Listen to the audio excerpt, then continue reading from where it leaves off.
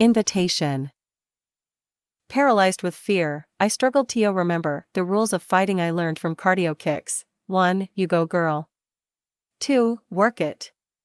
3. Come on, ladies, 10 more reps. None of those rules would work. Josh's teeth were 4 inches from my throat, and it was only a matter of time before he halved it, and then his teeth would only be 2 inches away. Then 1 inch. Then 1/2, 1/4, 1/8, 1/16. Suddenly, I remembered Zeno's paradox. As long as Josh kept moving towards my throat in half integrals, he could never reach it. However, he did not move towards me in half integrals, he moved towards me in a single lunge. Abandoning logic, I settled for my Krav Maga training, picking up the bench to my left and throwing it at him. It crumbled upon impact. Of course. All the traditional glass benches in Oregon had recently been replaced with safety glass benches. Thinking fast, I squatted and jumped high to intimidate Josh with my combat training. But Josh didn't retreat. Instead, he assumed Warrior 1 pose. That was my idea. My only idea. Well, I thought, I could always use those nunchucks I carry with me. I pulled them from my socks and began to swing them above my head. I wondered if they could twirl so much that I would be lifted from the earth, but before I could contemplate where I'd fly, Josh struck me first, hard, in the stomach. I flew backwards into a gravestone. Thank God I'm not in a ballet studio full of mirrors, I thought with relief. Then I heard the sweetest sound I could imagine, a deep, guttural meow. That's when I knew I was dead. That sound, the only one I wanted to hear, was calling me to the only heaven I wanted to go to, cat heaven. I opened my eyes to see a black cat rubbing gently against my legs. Never mind, I was alive. No wonder I thought it was an angel, the way it purred reminded me of the way Edward mumbled. That's when I decided to really fight. I jumped up to kick Josh in the butt. I got kind of embarrassed mid-kick, though, so it ended up being more of a timid toe tap. His butt cheeks jiggled unscathed, sending me backwards into the empty grave he had come out of. I was staring at the night sky, dazed, when Josh's head blocked my view of the moon. He swiftly moved forwards, as if to attack, but then stopped. Had my toe tap sent him the wrong signal? He stood up straight at the edge of the grave, looking down at me. For the first time I noticed how tall he was. Actually, from where I was sitting, he seemed really, really tall. I liked tall guys. The 2 things I look for in a guy is how tall he is and whether or not he's a vampire. Pretty much all my crushes have been one or the other. One guy, actually, was both big and a vampire, but he turned out to be gay. Die, he growled. Help! I screamed. SHHH, everyone at the burial next to us whispered. Sorry, we said together. He pulled me out of the grave and we continued struggling in silence. We fought for a while, occasionally forgetting which of us was the human and which was the vampire. At one point, he was wearing my dress and I was wearing his cape. I was about to bite, but then, for a second, I thought I saw something redeemable beneath those red eyes and that cape and that face made pale by white powder. Are you the boy who reads Romeo and Juliet every day at lunch? I asked suddenly. No, Belle. Geez Louise. I sit at the table behind you and your friends, with all my brothers and sisters. I thought back to the tables in the cafeteria, Edward's table, jocks, populars, my table, arty kids, vampires. He must have sat at the last. 1. Seeing me sit down and open a yearbook to finally sort this out, Josh continued, remember that first day in the cafeteria when we both reached for the cottage cheese at the same time? And then we both tried to pass it off like we were actually reaching for the fries, but really we're just waiting for the other person to leave so we could get the cottage cheese? Or the second day when I saved you from getting hit by a car in the school parking lot? He spoke like someone from a far, far away time, like middle school. It was so charming. His sentences were so long, I realized, I could easily run away. I could actually have run away at any point, but something kept me there, even when Josh turned away to yell into the darkness. "Vicky," he called. "How is the video going?" "Got it all on tape," a small female vampire said, running out from behind a tombstone. She was holding a camcorder. I could tell she was evil because she had wavy red hair, a weird smile, and she was wearing a shaggy fur poncho thing. "I thought this would make a dramatic place for our home movie," Josh gestured to the graveyard. "How would you like to be a movie star?" he asked me menacingly. Before I could answer, Vicky rushed over to fix my hair and apply glue and fangs in my mouth. "What movie?" I asked incredulously. I hadn't signed any release. My fight moves were copyrighted. "It's called A Day in the Life of Josh and Vicky," Vicky said. "We started filming this morning when we woke up, and we continued throughout the day. It's been really fun, especially when I filmed Josh doing his homework. I made a home movie once, right before I left Phoenix forever. I dressed up and danced in the ballet outfit I used to wear when I was a toddler. My mom loved it." "I have an idea," Vicky continued. "Belle, why don't you say something on tape? How about, 'Great to meet you, Josh and Vicky. Thanks for not eating me.'" Vicky held up the camera. I looked from vampire to vampire. I gulped, swallowing a bug. It felt like my knees were missing. "Memories are so important, don't you think?" Vicky said. I said my line quickly to cover up my mispronunciation of the difficult foreign word "to." I know it's either pronounced like "to" or "to," but I always forget which one. "Now kiss," Vicky whispered. The camera was still rolling. Josh closed his eyes and puckered his lips. He leaned forwards. Only a few minutes ago, he wanted to kill me, which I guess was fair, because I wanted to gouge him in the armpit. Still, some of his sharp teeth were popping out of his puckered lips, and I was wary. What if my acting was bad? Then I remembered that I am a great actress. I closed my eyes and leaned in. We kissed. I didn't feel anything, though, because it was all part of a day's work by that point. It occurred to me that kissing was the least productive part of human courtship and not very sanitary either. That's how desensitized acting had made me. "Okay, great," Vicky said, shutting off the camera. "I'll see you tomorrow morning for the next day in the life of Josh and Vicky," she shouted, disappearing into a nearby grave. Yes, I decided. She's evil. My lips were bleeding a little, so I hastily wiped them off. What would I tell my dad? I decided I would tell him I picked at them to make them red, just like I used to before I was old enough to wear lipstick. Josh was looking at me with hungry eyes. "Man, it rains a lot here," I said to fill the silence. "Like so much." "So? Should we keep fighting or what?" Josh lunged forwards and pressed his lips to mine again. I resisted a little bit at first, to make it seem like I was that kind of girl, the kind of girl who doesn't like vampires, but then he French kissed me. So weird. I had heard about this before, but nothing could have prepared me for such a strange feeling.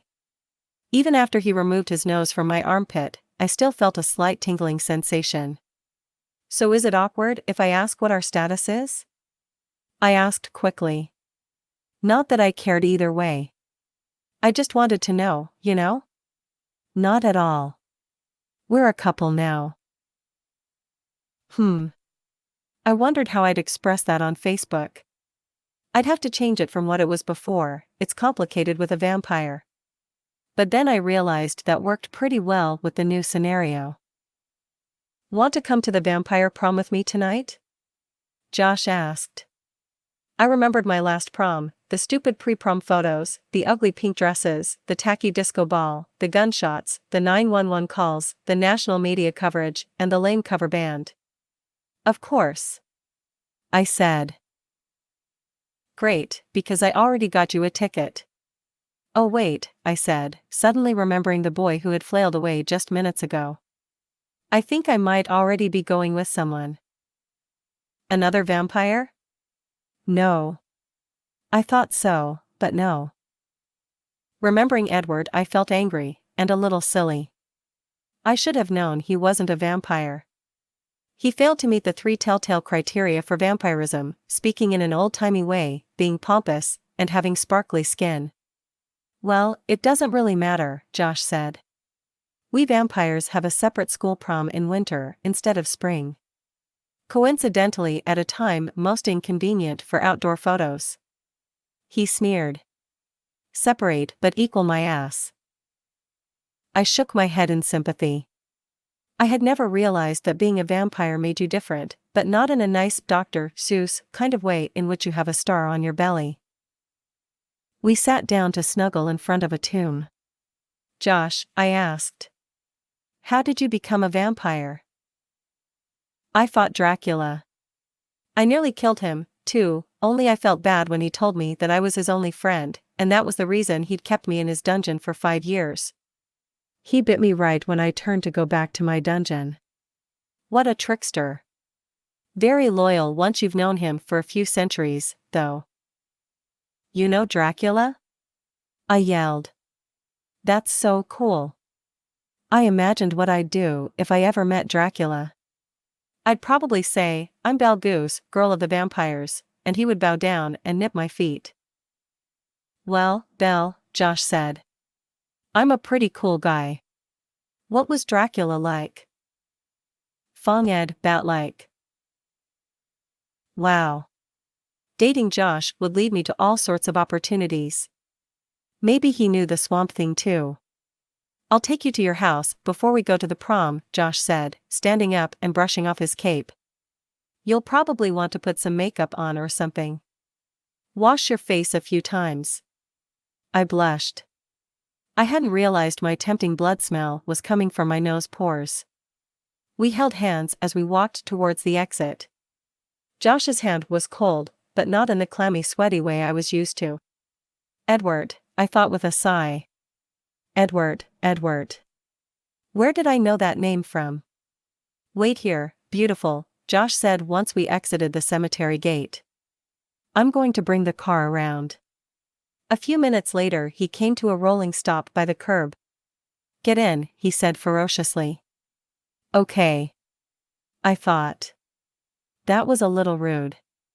But I didn't say anything, not then, and not even when he hopped out, blindfolded me, and tied my arms together. It's for your own good, clumsy. It was hard for me to argue with that, especially as I was falling into the car. He buckled my seatbelt. A few minutes later, I was surprised to feel the car move so slowly and responsibly under Josh's control. But, then again, he had been driving since the invention of cars. We stopped. Here's the plan, you're going to go upstairs and clean yourself up and get rid of that human smell, Josh said. I was still blindfolded, but I assumed we were at my house, or some other place that had an upstairs. I am going to smooth talk your dad. He took off my blindfold. I stumbled towards my door, but he stopped me mid-step and put down his cape for me to walk on so my shoes wouldn't get dirty from the pavement. I thanked him, gingerly stepping on the red satin lining. He quickly lifted up the corners, bagging me, and carried me to the door. What would you do without me, Belle? He asked, inserting a tracking device in my ear. His behavior was unusual, but I had never dated a vampire before. Besides, who could blame Josh for being possessive? I was special, a girl who would one day be on a talk show saying, "Yes, Diane, my childhood was difficult." Shrugging, I reached in my purse for my key, which turned out to not be necessary. Josh melted a hole in the door and tossed me through it. Move, he yelled. We've got a vampire prom to get to. 10. Vampire prom. I ran upstairs as quickly as possible, then tore off my shirt and threw it on the floor. Might I suggest you wear something simple? A voice directed without any hint of suggestion.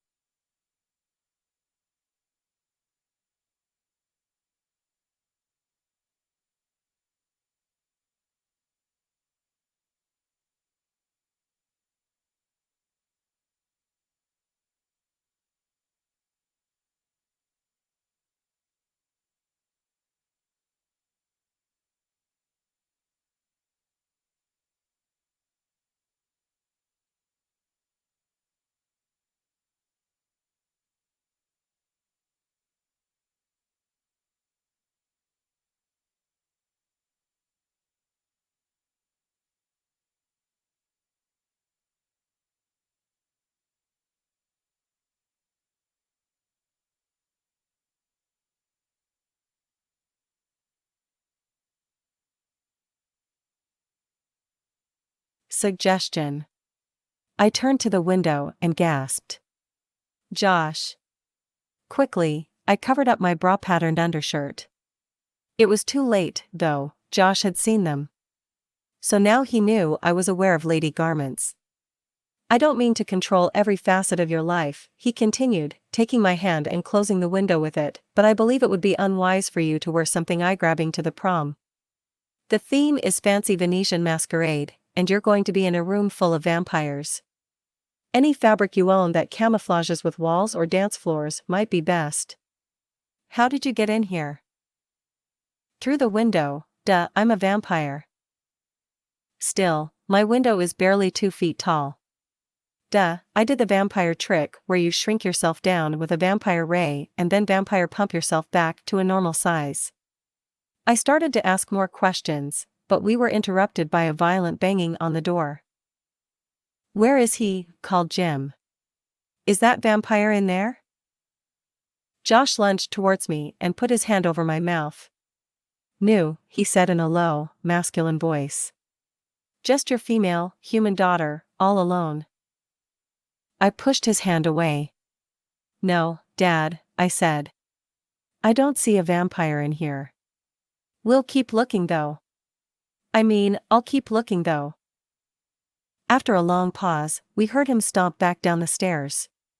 I turned to Josh. I can't believe you told him you were a vampire.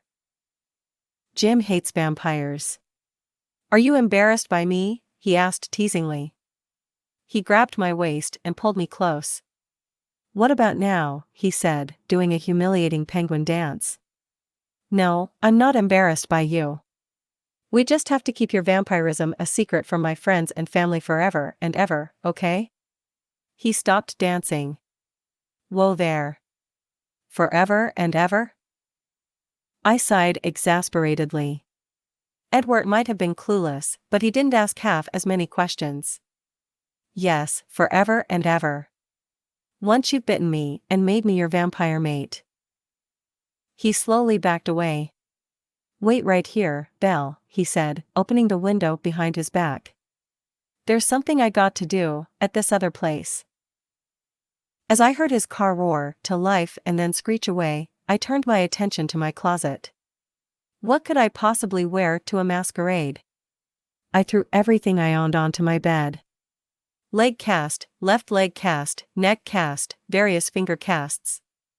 In the end, I decided to go with my full body cast. A car screeched to a halt outside our house. I heard voices floating up from the living room. Josh had returned. I crept to the doorway, listening for the sounds of Jim breaking his rifle out of its mounted glass case. He must have convinced Jim that he wasn't a vampire, though, because all I heard was the low hum of their conversation. I assure you, I'm a very old-fashioned guy, Mr. Goose. I promised to do everything by the book, Josh was saying. Here is the agreement that the learned man in the next town overdrew up for me. It says that in exchange for one date with your daughter, I will provide you with 4 laying geese, a bundle of barrel staves, and the use of my largest scythe in 3 weeks' time. This pleases me, said Jim. I am an extremely permissive father who would never dream of requesting such an arrangement, but I am professedly a sucker for barrel staves. Share a celebratory pint with me? I heard the glug-glug sound of gin being poured into pint glasses. Only 2 for me, Mr. Goose, said Josh. I'm driving. What was it you said you were again, Josh my boy? I inhaled sharply and shut my eyes tight. Don't say vampire. A graffiti artist, sir. A window graffiti artist. I see. Suddenly, the sound of glass shattering rang throughout the house. Josh sprang up the stairs into my room, slamming the door shut behind him. Jim barreled up the stairs after him, getting more and more aggravated the more he shot his rifle, sinking the priceless, antique bullets into our 17th century Frisian wainscoting. What did I say? Josh gasped, moving my dresser in front of the door. Jim's a window wiper, Josh. And according to a t-shirt he is also a female body inspector. I think that's some type of gynecologist, but I've always been too grossed out to ask. In any case, I explained, he hates window graffiti artists. Really, the only people he doesn't hate are descendants of werewolves. Try that next time. What are you wearing? Asked Josh, admiring my costume. You like it? It's a full body cast. What are you supposed to be? Some kind of creepy mummy? Yes, I said uncomfortably. I was a little hurt that he couldn't tell I was a beautiful cocoon. Maybe we weren't meant to raise 3 dachshunds together, after all. What are you supposed to be? I asked. Josh was wearing a formal black tuxedo with a smoky, gray vest. I'm a human guy, he said with a grin, flashing his false human teeth. I shuddered. Why do boys insist on wearing the most unattractive outfits they can find to costume parties? I wondered just as Jim shot down the door. You, he said, pointing his rifle at Josh. He fired. Bang! Josh zoomed left, supernaturally avoiding the bullet. Bang! Josh leaped right, humanly avoiding the bullet. My dad reloaded. First, he poured in the gunpowder. Then, he pushed it down with a long brush-like thing and added the musket ball. Right then, I bet Jim really regretted buying that Revolutionary War rifle, even though he got it for an incredible price. It took about 90 seconds to reload. It doesn't sound like that long, but try waiting in silence for even 5 seconds. It feels very long. 1, 2, 3, 4, 5. See what I'm talking about? Relax, Dad, I said, before this ridiculous waste of paper could go any further. He's a werewolf. Jim lowered his rifle. Oh. Sorry about that, he mumbled. He looked over at my costume. Wow, Belle. You look like a real mature lady. I had to admit, I did look stunning for a caterpillar's pupil casing. Lucy and Laura would say I looked more HAWT and GUACIYY winky face, but I think that stunning was a much better word. I had recently come into the possession of a thesaurus. You would not believe how many words there are. When I opened that book, I was like, whoa. Word party. After we had picked the bullets out of the wall, we went downstairs to perform the traditional father meets date ritual. So, Josh. How's school? Inquired Jim. Good. Are you into sports at all? No. Do you mind if I take my false teeth out? It's hard to speak with them in. He popped them out and bared his sharp, pointy fangs. I could see Jim's blood rushing in terror to Jim's right leg, the farthest place from Josh's teeth it could go. Have you, seen any movies lately? Why would you ask that? Josh said, calmly wrapping a tourniquet around Jim's leg. It was now bulging with blood. Delicious, nutritious blood. Well, it's just one of those questions you ask werewolves. Every werewolf likes movies, right? My dad chuckled knowingly. That's a pretty bold generalization to make, Mr. G. Can you hold still for a second? Josh pulled a syringe from his pocket and began to extract blood from Jim's leg. I'm not being prejudiced. Believe me, some of my best friends are werewolves. Well, frankly, I'm more of a television guy. Have you ever seen True Blood? It's about vampires. It's entertaining, but not very realistic. I mean, a synthetic blood that satisfies vampires? Come on. You need the real thing. Preferably from a teenage girl. Alright, Belle, you ready? Yep. I stood up, showing off the smooth pleats in my cast. I began to spin around gracefully, but once I started it was hard to stop. I felt like a figure skater, both in my grace and my desire to throw up. Josh finally grabbed my shoulders to stop me. Stop, Belle. That will do. I smiled back at him and looked deep into his giant soulless vampire pupils. He glanced coldly into mine. Now I know why they call you Belle, he said softly. Did you know Belle means beautiful in Spanish? I'm pretty sure you're thinking of FR. SHHH, said Josh, effectively shushing me. Let Josh do the talking from now on. He was so charming. I'll have your stupid daughter back by midnight, Mr. G, he said. You can have this back. He threw the syringe of blood back at him. I think I'm all set. You want to come over for the Seahawks game on Sunday? Jim asked. Jim was lonely. He really didn't have a lot of friends, besides that wheelchair guy. I'm all set, Mr. G. Of football games are usually during the day, and you know. He said, sheepishly gesturing towards his skin and making sparkle motions with his hands. I don't understand. My other werewolf friend watches football all the time. Okay, bye Dad. I called. Josh steered me out the door towards his black limousine. Before he shoved me in, he looked me up and down. Hey Belle, do you know what your volume is? What? I replied, trying to think if a sphere or a cylinder were a better representation of my body type. Like how much blood you have in your body. I don't know. First I'd have to figure out what my radius is, Josh. I had decided that cylinder worked best, because of the flat surface of my skull. On our way to the prom, Josh insisted on giving me a driving lesson. He propped his feet up on the dashboard and shouted gas, or brake, at me as I manned the pedals below the driver's seat.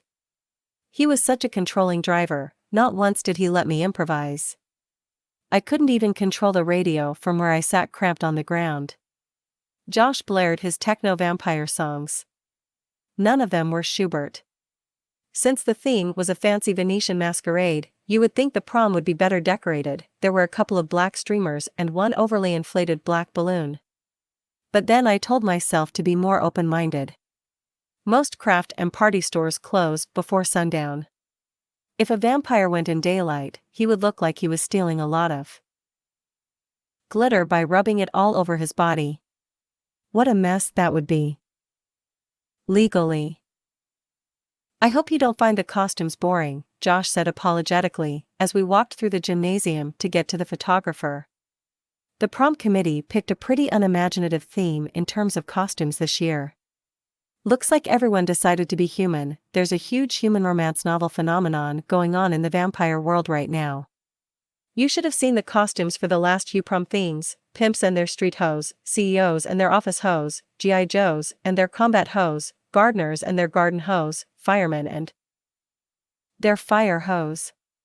If you ask me, a masquerade theme isn't flattering for anyone's features, nor does it define the appropriate gender roles very clearly. It's brilliant, I said, but a little part of me wished I had Edward by my side instead of this breathtakingly beautiful vampire. Someone who would always be there to look more awkward than me. Josh and I paused to take a prom photo. It came out beautifully, even though it looked like my date was just a bunch of clothes hanging in the air. Still, the light caught the silken fibers of his suspended tie magnificently. As we walked towards the punch bowl, I couldn't help but think that Josh was ashamed to have me as his date.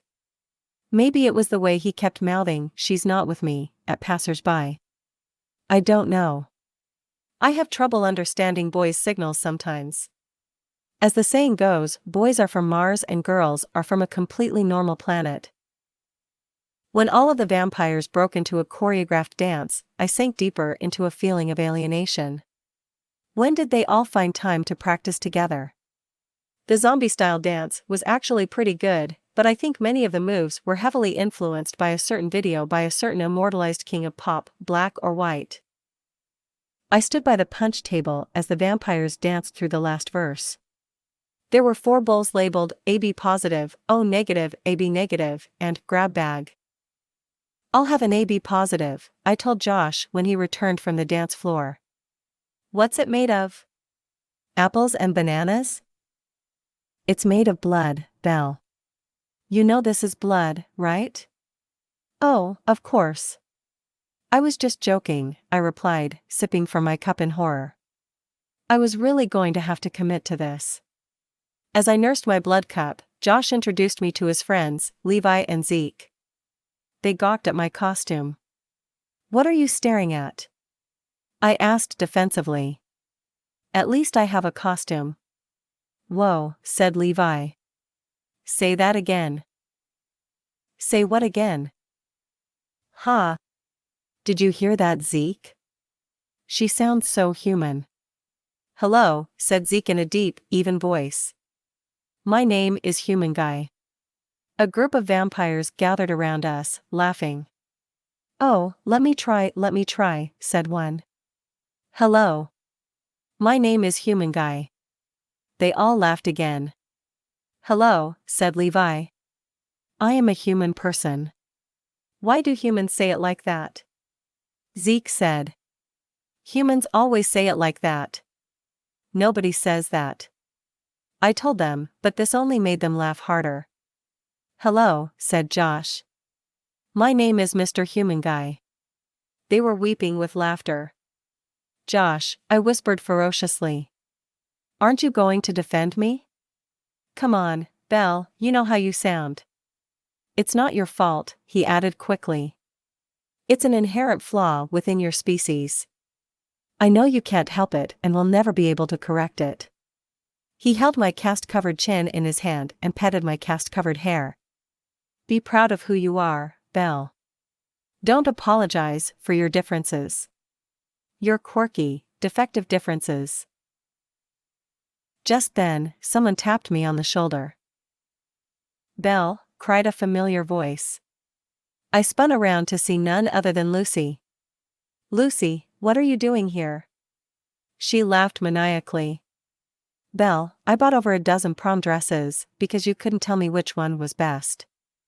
I mean, these dresses aren't just going to wear themselves. This is my 5th prom this week. But, you don't even like vampires." I like vampires. This is my thing." "Who even invited you?" "Levi invited me." She lowered her voice and spoke directly in my ear. "Belle Goose, if you ruin my chance of being prom queen tonight, I will make sure that you live long enough to witness the passing of your loved ones." She smiled and trotted away to join Levi on the dance floor. "Come on, Belle," said Josh. "This is my favorite song, let's dance." "I really don't want to dance." "Dance with me, Belle," he growled. "Seriously, Josh? To Green Day? They've been around forever." "Wrong," he barked. "They've only been around for the past 20 proms." "What? 20 proms?" "Yeah, this is my 86th prom. I'm immortal, remember?" "Yeah, I know that, I guess I just never, really, thought this out." Again, I pined for Edward. Edward, who would never let it slip that he'd been to 86 proms because he had no idea who Green Day was. "Dance," Josh commanded. "You don't know what you're asking for," I warned. "Just once," he ordered. "Seriously, Josh, I've never danced without unwittingly causing a political uprising." "One dance," he decreed, pulling me onto the dance floor and manipulating me like a puppet using the pulleys that were still attached to my full-body cast. Okay, I'll do one dance." I did my ironic tap dance. It's a complicated routine, but onlookers will mistake your clumsiness for irony if you raise your eyebrows enough. As predicted, when I finished there was a revolution. A mob of outraged vampires swarmed the dance floor, frantically trying to stop the tap dancing that had now gotten out of control. 100 tap dancing vampires were shoving and kicking each other in attempts to complete the routine. I slipped away to the wall unharmed as a couple tap dancers, aggravated by the oppressive handling of the mob, violently overhauled the speakers, cutting the music. The gym filled with the din of the crowd's antics. One vampire dove onto the punch table like it was a slip-and-slide, while his friends poured the contents of the bowls onto themselves and splashed around. Another vampire, offended by the splashing, tossed his blood punch into a splasher's eyes and threw a superfluous punch. This polarized the vampires into 2 teams, pro-splashers and anti-splashers. I waited patiently for the riot to subside, sipping my blood punch in a folding chair in the corner, too bored to even say I told you so, but not too bored to broadcast it over the PA system. I saw Lucy being pummeled as she tried to escape the surging masses. "Watch out!" I shouted, but it was too late. Someone had grabbed her by the dress, loosening a carefully fixed safety pin on her sleeve. "Ouch," she said, examining the prick on her arm. A drop of blood oozed out. The vampires stopped rioting. They all got really quiet and started to lick their lips, closing in on Lucy. I started to lick my lips, too, because it's one of those subconscious, contagious things like sneezing, but then I stopped because it just isn't worth it if you forgot to bring chapstick. The drop trickled down her arm and onto the floor. 3 vampires lunged for it at once. Another drop trickled down. 3 more vampires dove to the floor. That's when her hemophilia kicked in. The blood started spurting from her arm like water from a fire hydrant. The vampires held their faces up and opened their mouths to catch the blood, some twirling around and playing in the crimson torrents like kids on a hot summer day. "Prick her!" Lucy cried, pointing at me. "She's human too. Prick her!" A few vampires glanced my way. I smiled and waved at them generously. I was their Il Duce, the face of the revolution. "Get her!" the vampires cried. Suddenly, I was the most popular girl at the prom. The crowd mobilized over to my chair and hoisted me up on their shoulders. They started chanting enthusiastically, saying, "Go humans! More human blood! Bring her to the stage! More human blood! Prick her arm! More human blood!" Despite my newfound popularity, I was still quite surprised when they announced over the loudspeaker, "And tonight's prom king and queen are Joshua Vampire and Belle Goose." 4 vampires set me down on the stage next to Josh, before settling back into the audience with a crazed, hungry glint in their eyes. "I can't believe I'm prom queen," I whispered excitedly to Josh. "I know," he said, wrapping his arm around me. "I can't believe you're prom queen either. To me, you'll always be my prom minion." I frowned. Suddenly, nothing seemed right.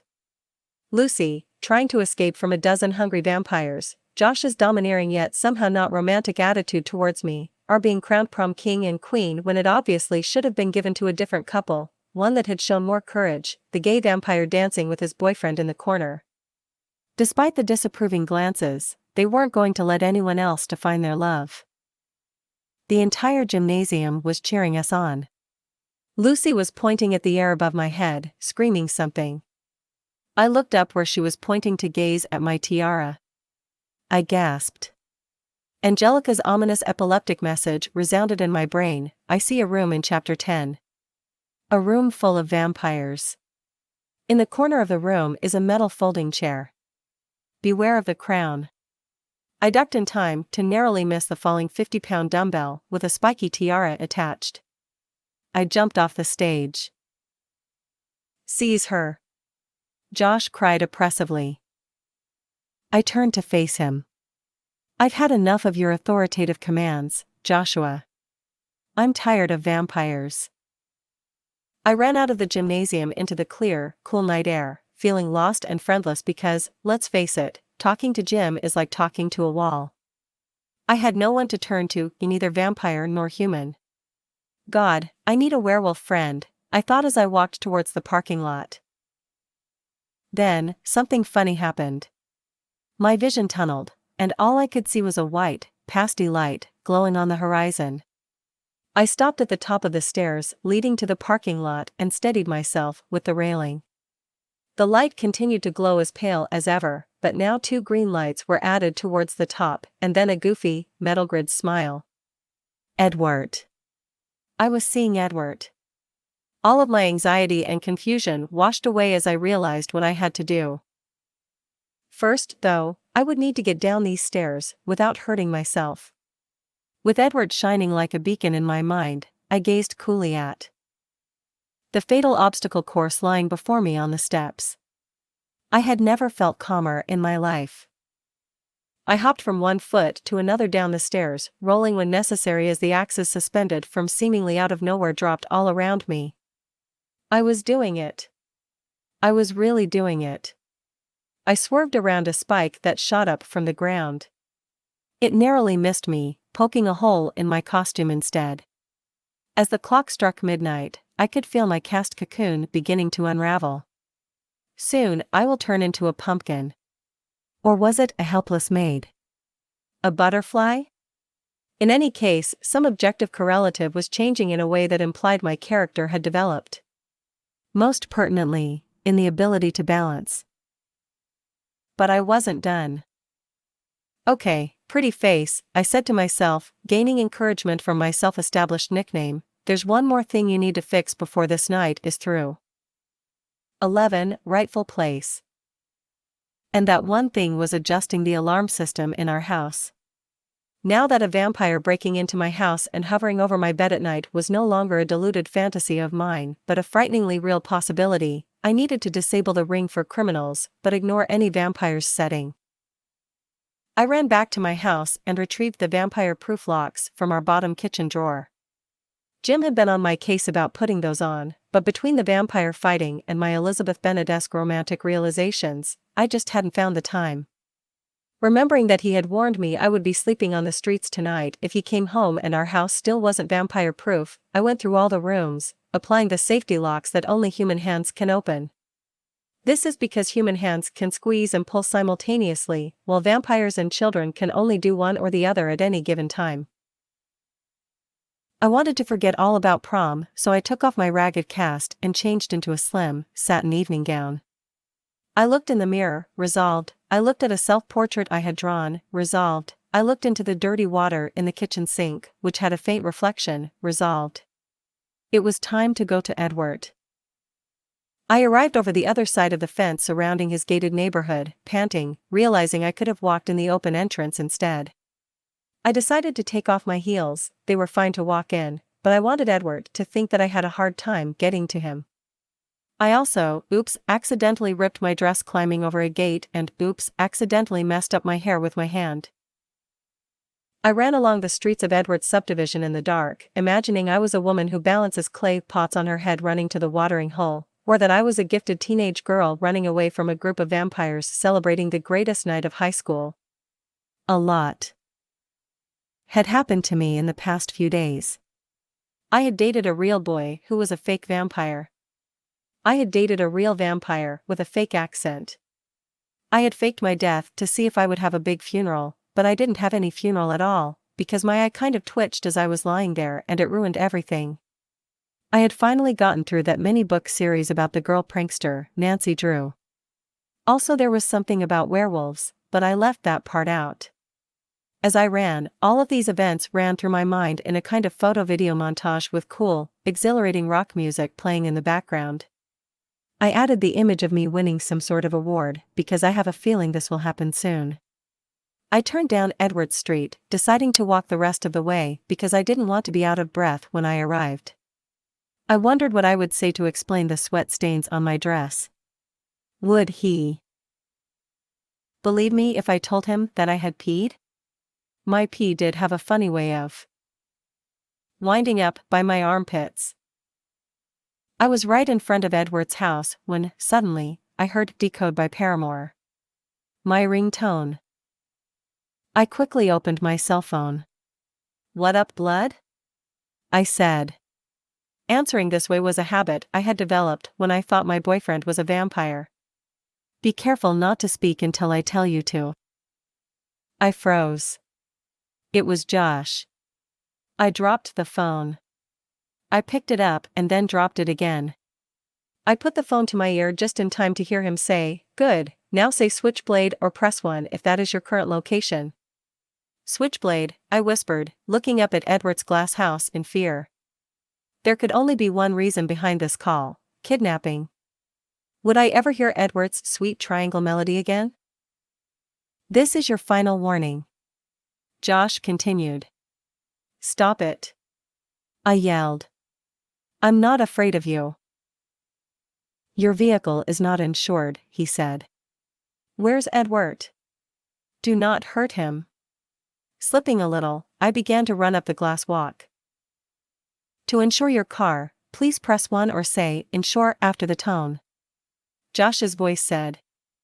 I stopped running, suddenly relaxed. It was a recording. So that's how vampires make a living, using their commanding voices for pre-recorded phone calls. At Edward's door, my index finger was too shaky to ring his doorbell. Yes, another insecure reservation about our love for one another was preventing me from doing the inevitable. What if his life were better without me? What if he had found someone within the last 4 hours who had read more Jane Austen novels than me? What if he had found someone who suffered from fewer delusions? I leaned my head against the wall in self-defeat, accidentally ringing the doorbell. Edward opened the door. Belle, he cried. Edward. I cried. Belle. Edward. Belle. Edward. I noticed there was garlic above the doorframe. Edward held a steak in one hand and a Teen Jacob shirt in the other. Did you get bit? He asked nervously. No, I said, coming towards him. I'm fine. Phew, he said. He put down the shirt and steak. Because that would be a twist. Don't worry. If Josh ever tries that, I will bite him first and turn him into a girl. We were silent a few moments. In the first moment, I noted with relief how looking at him still made my heart beat faster. In the second moment, I anxiously wondered if the beating would ever slow down, or was I going into cardiac arrest after all that running. In the third moment, I took in his skinny beanpole frame and beaming, freckled face. I couldn't help but beam back. As long as I was with Edward, I would never lose another thumb war again. So what's up? He said. I gave the usual answer, not much. Just left the vampire prom to come see you. Belle, I'm really sorry I left you in the cemetery. I was going to take some karate lessons and then come back for you, but after the lesson on ethics I realized that karate begins and ends with courtesy. It is a discipline that should only be used for self-defense, and even that as a last resort. So I hiked up Dead Man's Mountain and got the android. The one that falls and gets up again? Yeah, that one. He grinned at me, wonderingly. You remembered. Of course, Edward. That was the day that I realized that I could love you even if you devoted all your time to creating a useless, unmarketable android. Not exactly useless anymore. He stepped aside, revealing the android behind him. It looked like the same anatomically correct human body imitation as before, but something was off. Watch this. Edward turned it on. Its eyes glowed red. Vampire, 7 miles away, it said in the voice of Jeff Goldblum. He was the first robot to ever win an Academy Award, explained Edward with admiration. It raised its robotic arm. Attached to it was a huge harpoon-looking weapon. It's a cold-seeking missile, said Edward, smiling mischievously. I call it a vampire shish kebab. Awesome, I murmured. Why didn't you use it? He looked at his feet. I heard you were with Josh and I didn't want to hurt him if. Why? Why wouldn't you want to protect me from that awful, awful vampire? He looked at me with a sad smile and bright, weary eyes. Would you have liked it if I blew up all the vampires while you were still dating one? Wouldn't you have rather I waited patiently for you to return, no matter how long it took, so we could blow them up together? I paused, unsure where this was going. So I waited for you, he continued. I waited to see if you would come back, even though you would rather date a vampire than me. Well, I started to say, but then I decided that statement was too complicated to correct. So instead I said, I'm sorry too, Edward. He placed his hand on the android's launch button. Shall we? He said, playfully, holding out his other hand for mine. Edward. What? I crossed my arms in disapproval. Oh, you thought I was really going to, you think I would kill? Kill vampires, he laughed uneasily. I laughed too. I had to admit, it would make a pretty good prank someday. Edward turned away from me a little but moved his eyes so they were looking at me peripherally. "Can I show you a video game I made?" he asked quietly. "Yeah, sure. That's so cool that you make video games. Is it about me?" "Well," he said as he turned on his Wii. I realized that my clever deduction was very clever, indeed. Of course it was about me. "Okay, so this is you," he said, pointing to an unflatteringly computer-animated girl. "But she has brown hair," I said. "You have brown hair. Don't you?" "Brown with red highlights," I corrected. "Geez." He pointed to a muscular warrior character. "This is obviously me," he said, "and this is Josh." He pointed to a mushroom near the bottom of the screen. "Let's fight him, Belle." I was getting a little impatient. Were we going to have to wait for books and thousands of pages for anything to happen? "So what do you want to do now?" I asked. "Play video games." "How long do you want to play video games for?" "A really long time. I want to play every video game with you." "And then after that?" "Well, if there's time we should really work on our club website, but I understand if you get tired after all these video games." "I have 2 closets full." I lay back on the couch, exhausted. The problem with smart boys is that they never initiate. Then, quick as a flash, it happened. In one squeaky scoot across the plastic couch, Edward was by my side. He swiftly wrapped his arm around me, pulling me towards his bony chest. His hands grabbed my hands like they were video game controllers. He pushed down on my left index finger. I low-kicked. He pushed down on my left pinky. I jumped. He pushed down on my right thumb. I paused in midair. He kind of rotated my wrist while pushing down on my right middle finger. I crouched down and shot a fireball from my hands. This was getting fun. Suddenly I blurted out, "I love you more than everything in the entire galaxy combined into one potent, delicious piece of gum." "That definitely seems like enough," Edward said. He gazed at me in silence for a moment. "This game shows how I feel." We looked at the Belle and Edward figures on the TV screen. They were next to each other and bobbing up and down lightly, every so often saying, "Hiya." Just like us, I thought. Slowly, Edward began to trace my spine with his fingers, drawing invisible shapes on my back. I turned towards him and traced his hand with my fingers, making an invisible turkey. After a few minutes, Edward asked, "What am I drawing?" "A computer." He sighed and gently pressed his lips to my hair. "You know me too well," he murmured. I imagined what the kids at my old school in Phoenix would think if they saw me now. They'd probably think, "Belle left Phoenix?" I thought. There was someone missing from my history project group. We began to butterfly kiss, which is when you touch your eyelashes to the other person's skin. I was going to respect Edward's desire to wait, and he was going to respect my desire for winged creatures. "Aw, leg cramp, leg cramp," Edward suddenly shouted. "Oh my God, I'm so sorry, did I do something?" I asked, worried that this was getting too intense for him. "No, I just need to stretch it." "Okay, that's better." I lifted up my face towards Edward's to butterfly kiss him again.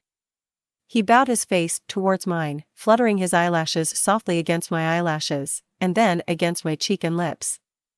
Edward had terrible eyelash-eye coordination, so I held very still to help him out. He firmly cupped my face in his hands for better aim. Then, very slowly, he tilted my face to his. I stopped fluttering my eyelashes. We stared at each other for a very long time. My eyes started going a little cross-eyed, and I saw 3 noses at once. He swept away the hair that was stuck to my chapstick, weaving his fingers deep into my brownish-red tresses like a finger headband. Tenderly, he drew my lips towards his, and I could feel his breath tickling the tiny hair follicles that every normal woman has above her mouth. "HHH, foot cramp, he yelled. How is this happening? It's fine, Al, it's fine now. We looked at each other and laughed a little because, hey, relationships take work and communication. And with that, Edward put his cold lips to my neck for the first time. A vintage original, November 2009, copyright 2009 by the Harvard Lampoon Incorporated.